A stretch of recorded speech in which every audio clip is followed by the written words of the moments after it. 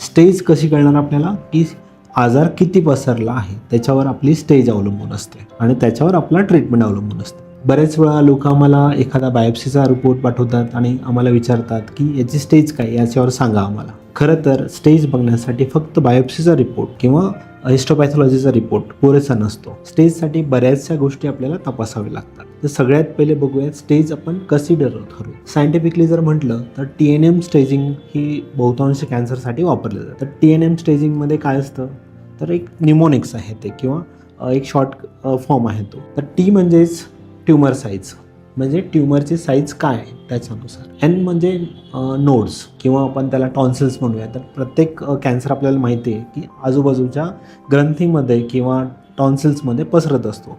तर तो पसरला आहे की नाही, त्याची साईज कशी आहे, त्याच्याहून N आपण म्हणतो. आणि M म्हणजे की हे सोडून कॅन्सर दुसऱ्या काही अवयवात पसरला आहे का.